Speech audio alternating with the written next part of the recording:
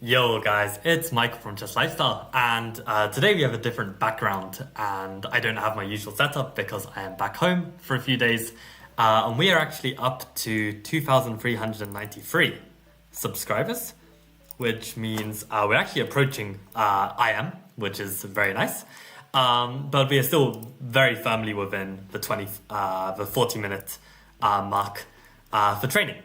And actually, you guys are in for a treat today because whenever I come back home, we have 3 cats, and I'm slightly allergic to cats, as it turns out. So basically, for the first couple of days, I'm completely drugged out as a result of the cat allergens.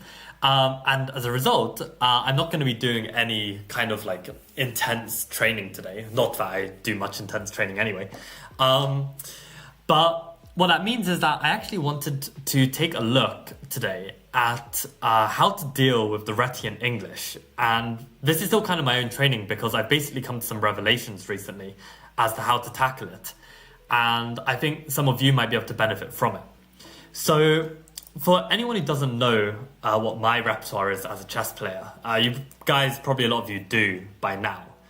I basically play, okay, I'm going to make sure that my video is not covering the board. It might be, but basically with the white pieces, I've been working on this 1c3 move, unironically, unbelievably, with this plan to play this kind of London setup with the white pieces, or sometimes a reverse Caro-Kann, depending on what black does, right? So I've been playing this for the last 6 months to a year now, and with pretty good results, just having a very stable base setup.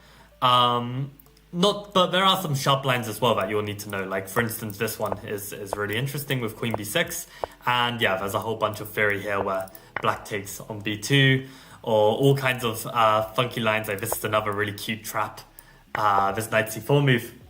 And the point being that they can't take this knight because of some traps. So there are some sharp lines in this repertoire as well. But this is all on my Chessable course, which will come out in a month or so. But with the black pieces, what I've been mostly playing is on e4, I've been playing the mod. And I've been playing in the style of a Gurgenitsa with c6 and d5. And then against d4, I've been playing the Benoni, which I've been playing for pretty much my whole life. This c5 move here, and getting this kind of reverse setup. So as you can see, with both my white repertoire and my black repertoires, I'm basically playing very stylistically. I like to play kind of like an opening that has a certain character to it, certain motifs to it, certain themes to it. And I am concerned that I'm lagging. From looking at the broadcast, I reckon I'm actually lagging, which is definitely not good. I don't know if someone in chat could probably let me know. I wonder if there's something I can do. This would have been a really nice stream actually, but I don't know if this is gonna work. I mean, if my audio's not lagging, then maybe what I can do is just turn off my video and just give a stream without my face. But unfortunately, I don't think anyone has actually joined the stream. Okay, I think I'm gonna hope that my audio isn't lagging and just turn off my video. I think that's probably the best I can come up with, to be honest. Let's hide this. Yeah, sorry guys. For anyone watching at home, you might need to just skip a couple minutes forward. So I'm just going to get rid of my video and hope that the audio is better. If it's not, then we might have to abandon this project. I don't know if there's anything else I can do. Yeah, looks like I'm definitely lagging. I don't know Streamlabs well enough to fix this though. That's my only problem. Like, I'm very happy to go without a video and just talk, but I don't know if the audio is going to be lagging as well.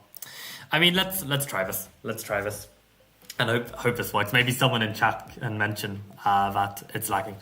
But basically, with this repertoire of mine, I've always kind of wanted to find a way to play against the English or Reti in like some kind of style, right? Like either play like in the style of Benoni or style of the modern, but it's just not possible, right? Like when white plays with c4, they can play in so many ways, with knight c3, with knight f3, and it's very difficult to like transpose to, one of your lines with e4, d4. So what I realized actually is the reason why I had problems with the English in the past is because as a junior, what I used to do is I would just play, I used to play the French at the time. So I would play like some kind of French setup. And the problem is that white would establish this light squared bishop on this long diagonal. And this would be really, really annoying because white just gets a lot of free pressure this way. And I've always found as a player, I always like to combat this bishop in some way.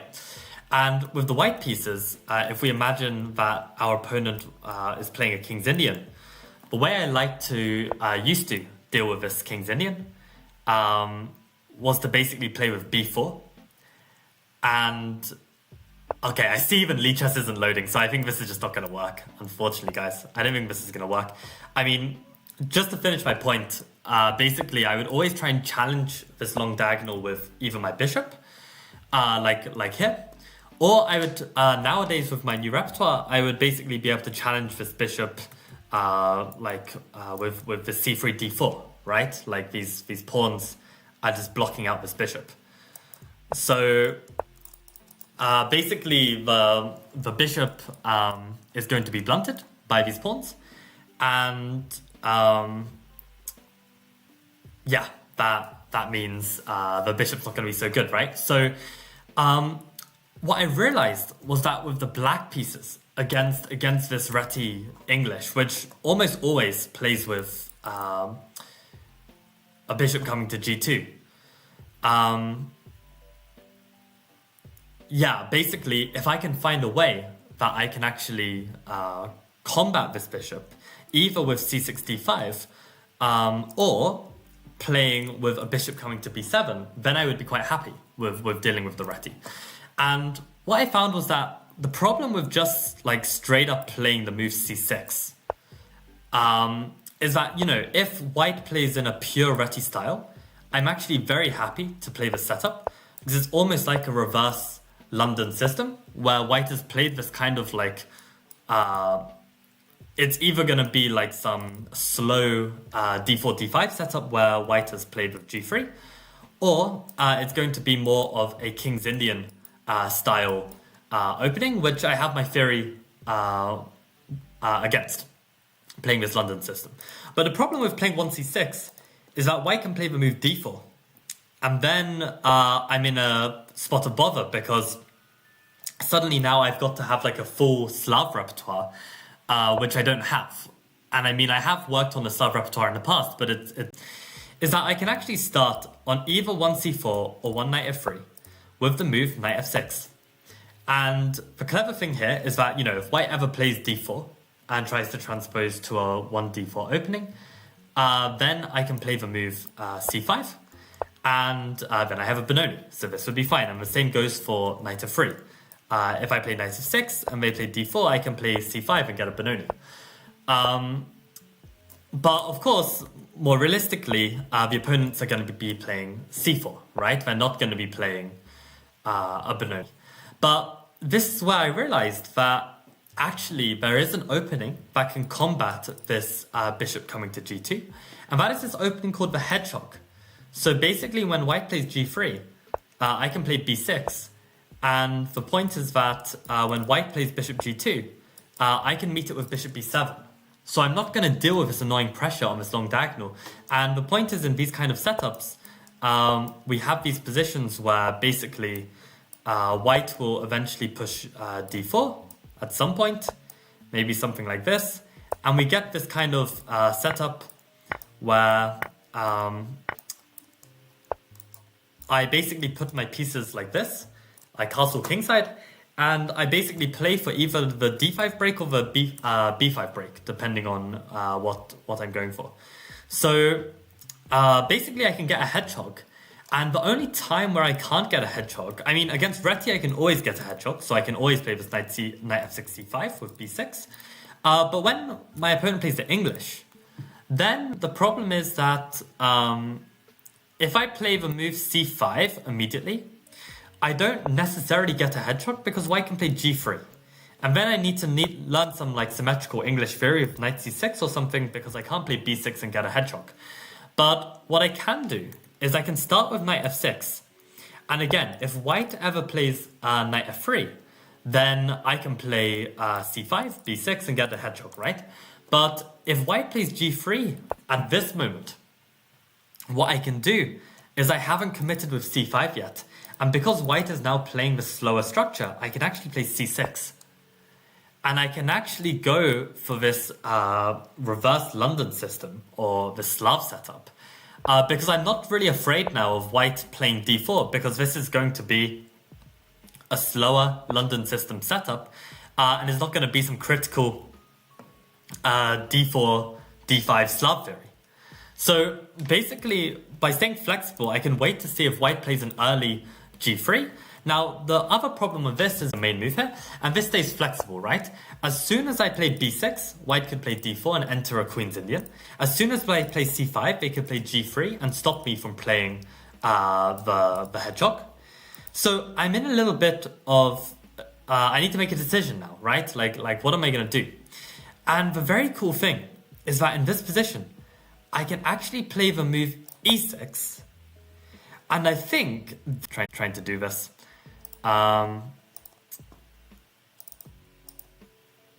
yeah, so I am playing with c5 here, actually. Yeah, the internet's just too bad, unfortunately. Fun fact, actually, I don't even know if you guys can hear me right now, but a fun fact, basically, is I actually started trying to do some Twitch streaming back when Chessbrah was first like a thing. And I think if I had good internet back at home, I could have really like taken off with like a potential chess streaming career because I was really bad like back at the very start.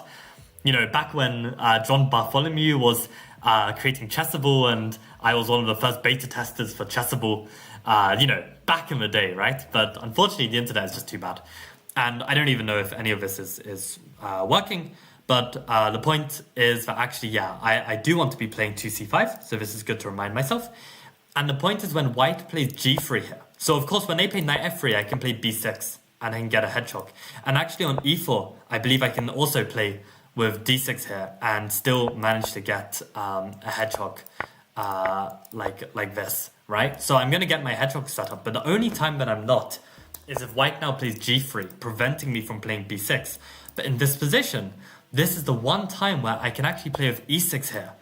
And that's why I've called this opening the e6 powerhouse. Because, yeah, if knight f3, again, I can play b6 and I can enter a hedgehog, right?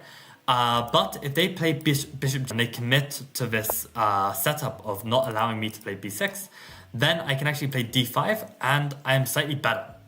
And even though this is a setup that is not typically what I would like in a position, I think if it's just a single variation, I can learn this particularly, and especially since black actually has an objective advantage in this line, I think this is like really promising to delve deeper into. So this is basically my repertoire against English and Reti, which I'm hopefully going to do some work on. And I was hoping today that I'd actually be reviewing my hedgehog lines because I got a course a while back called Understand the Hedgehog, which was a fantastic video series, mainly by Grigor Grigorov from Modern Chess. And what I realized was actually there's a bunch of test positions in the hedgehog in this Modern Chess course, and I haven't done any of the test positions, right? And I probably haven't gone through all of these model games. So I think this is something that I definitely want to do. I was hoping to do some chess neurons as well, and I was hoping to just go through my my analysis on the hedgehog and like the kind of notes that I'd made. Yo Santosh, hello, I can read your message, but I think I'm just dealing with like some severe lag, and that's why I turned off my video. I don't even know if my audio is lagging as well. I haven't had many viewers this stream, so no one has mentioned anything. But yeah, that is basically my repertoire against the Reti, and I think, unfortunately, unless Santosh, maybe you can tell me whether like the stream is lagging real bad or if you can hear me just fine, but we might need to call it a day with the stream, unfortunately, because yeah, if it's really lacking, then what to do? Like I think we'll just have to take a break the next few days and revisit when the internet gets better. But I mean, I've got chess lessons to teach tomorrow, and this is kind of a joke, like how bad the internet is. So I'm gonna need to try and fix it. Yeah, maybe I can try and source like an Ethernet cable to fix it. But yeah, if anyone in chat can let me know like what's the lag situation, like are you guys able to hear me fine, or is it like a big problem? But okay, until someone says something, then I guess like I want to continue a little bit further and just take a look at my notes that I made on Grigorov's first lecture on the hedgehog endgame. So what Grigorov had to say was white enjoys a space advantage, so white tends to avoid trading pieces. White pawn may not always be on e4, sometimes it can be on e3 or even e2, right? Only our weakness is d6, but since it's in our camp, we can often defend it no problem, right? And then for black, we want to aim for this b5 push, since it's hardest to stop b5. When b5 is played, c takes b5 removes one of white's central pawns. If the white pawn is on b3, we can also push all the way to b4 in order to fix white's queenside pawns. But b5 can also be risky. If we play with b5, maybe the b pawn can be lost. White may create a pass pawn on the queenside, right? The d5 break will often be difficult because there's normally a rook on the d file. E5 is a rare move. It's anti-positional, but it can be a good strategy after exchanging our dark squared bishop, right? And also g5 is a move. Gaining space on the king side is useful. Can control the e5 square for the knight, right? So we can put a knight on e5, and we're not dealing with f4.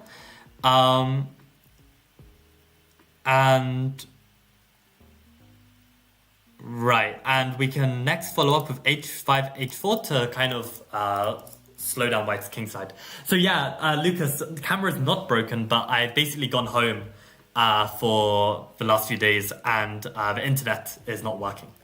Sorry, I'm basically coming home for the next few days. So basically the internet's not working, and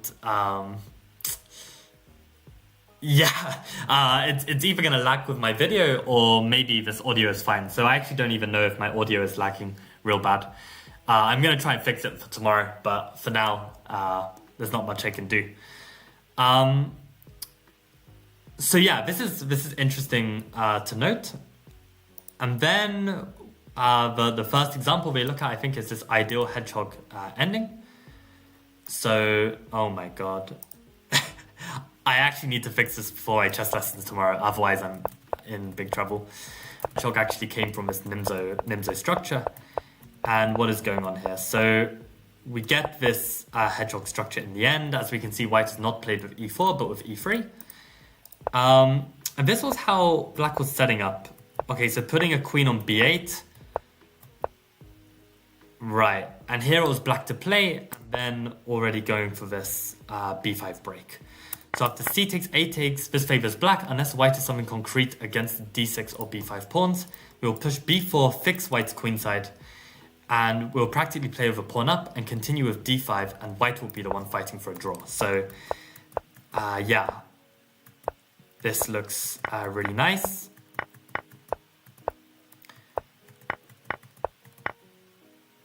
Yeah, and this looks fantastic. So this is basically the goal in the hedgehog, and it looks like they kind of got this b5 in pretty easily, with this queen on b8.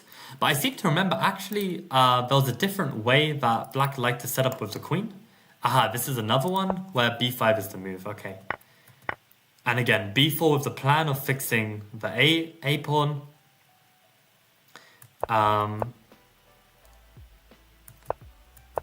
Right. So white tried to do some kingside attack or something. And eventually I guess black is going to play with b4. And I guess there just wasn't much rush. Oh, he didn't play with b4 but was just winning this way instead. Uh-huh. Okay, so no need to even push b4 since white's a pawn push, creating an outside pass pawn, is more of a weakness than a strength. Yeah, it's very interesting.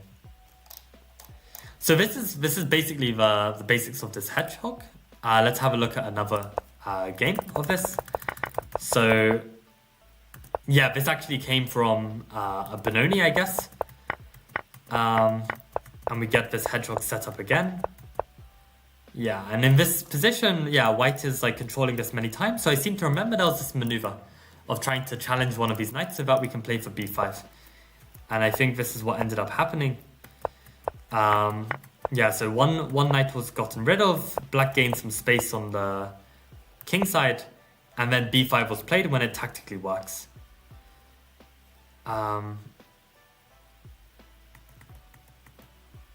So the plan is play king f8, king e8, king d7, only then play b5. Because if b5 now, cb5, ab5, and knight d5.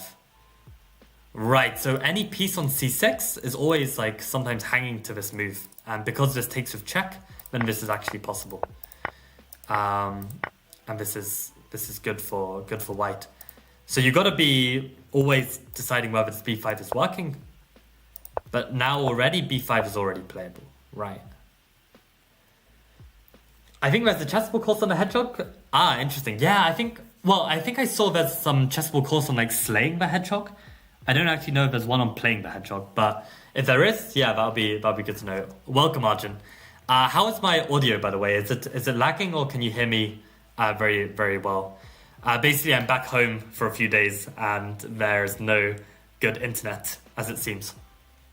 So I'm trying to make do. But yeah, we ideally want our rooks on c8 and b8. Some people would think d8 and c8, but that's only if we sense problems with our d6 pawn. Otherwise, c8 and b8 is ideal for play, as well as entering the endgame. Right. Okay, and then we have hedgehog bishop. So white has just played rook c2, preparing rook c d2. When there's pressure on d6, then we have to defend with bishop e7. But better is bishop e5 because we defend d6 and also put pressure on this diagonal, right? So knight g6 was played, and then we protect g5, and only now then we plant the bishop on e5. And yeah, tactically this is working out. So okay, you've got to be quite sharp, but then this looks quite nice. A knight on f4, king on e5, and black even has a slight edge. So, okay, that's good to note about the bishop being strong on e5. I kind of forgot about this aspect. And then this was another one where everything trades. We want to again put everything on c8 and b6, c8 and b8, like the rooks.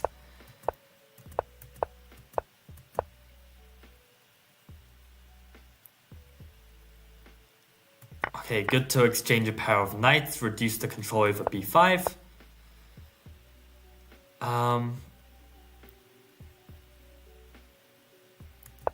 Right. So we can always defend with knight e8, and this is still fine. Like, even though, yeah, white has managed to coordinate some pieces to attack d6, there's no problem, really.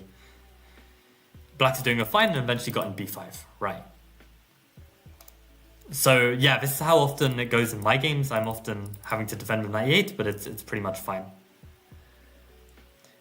Little bit lagging, but can hear you. Okay, that's good. I mean, yeah, I'm gonna try and fix up like an Ethernet cable or something, so that like, well, I mean, I need it for my chess lessons tomorrow, so hopefully there's not gonna be a problem. Otherwise, I don't know what I'm gonna do. I'm gonna need to think of something. But yeah, random question from Arjun.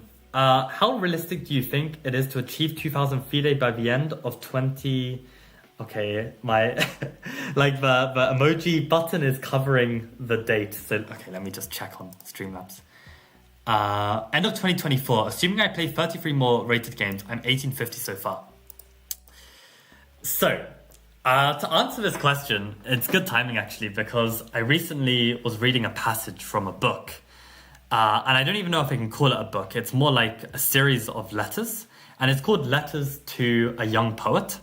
And it was basically like this poet, I don't know, 100 years ago, who was kind of like making it as a poet, and he was getting quite successful. And this guy who was like 5 years younger than him wrote him a letter to basically ask, like, what does it take to be a poet? And basically the letters back and forth were just so like inspirational and interesting and enlightening. These letters kind of got famous, and a friend of mine like bought the book for me, and she was like, you have to read it. So I finally got around to reading the start of it, and yeah, like that was just really, really awesome to like read this conversation between these two guys. But one thing I can take from it that kind of might answer your question, Arjun, but also not really, is the fact that if you are to be like an artist, and as chess players, I believe we are artists, you've got to detach yourself from time. Like as soon as you start like putting like time limits on like certain goals, like okay, I want to hit this rating by this date, you start to like lose the real focus behind why you are playing chess.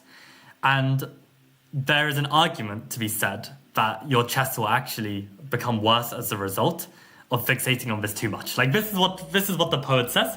I haven't really had enough time to really think it over for myself. And I mean, it's very hypocritical as well, because I put lots of like rating goals on different things, and it does also act as a source of motivation. So yeah, I don't know. But I kind of like this concept of just detaching yourself from the time element of things, and just basically saying that, if you're in it, you're in it, and it doesn't really matter how much time you're going to take on something, because if you're in it for life, you're in it for life, right? So basically stop worrying about like certain like checkpoints and just go all in, right? So this was the kind of philosophy that this poet was saying. But yeah, to achieve 2000 FIDE by the end of 2024, I would say, Arjun, to achieve 2000 FIDE is realistic, full stop. I think you can do it at some point. To put a time limit on it and say end of 2024. Yo, guys, I think my internet cut out for a bit. I don't know if... Yeah, this is actually a joke. Like, Arjun, I'd love to answer your question, but the speed at which it's taking me to answer is like... it's too slow even for my internet, right? But to answer your question, basically I would say that it is possible, but I wouldn't put a time limit on it. I wouldn't put that pressure on you, because playing chess already has enough pressure, and I think just try and play the best chess you can and hope that's enough to get you where you want to get to. There are many examples where, as soon as there's like some kind of rating goal, like it's really, really difficult to actually reach that goal. You can get very, very close and then just fall short. So I think, to have the goal is good, but try not to put a time limit on it, and just keep working hard, keep training, and yeah, the results will come, basically. But yeah, guys, I wanted to go through more of these Hedgehog games, and I think I will in my own time just now because I'm halfway through. Like, I want to keep looking. But I don't think it's going to be worthwhile streaming because, as you can see, my voice is lagging. I can't even show my video. The internet sucks. And I'm definitely going to be doing something about it. So hopefully an improvement for tomorrow. If not, then you'll have to wait until Sunday when I'm back home in my flat with functional internet and can stream properly. So sorry for the garbage quality stream. This is even subpar for chess lifestyle standards, which are already very, very low. But thank you guys for tuning in and supporting anyway. And hopefully I can have this fixed in the coming days. So thank you guys for watching and see you. Bye.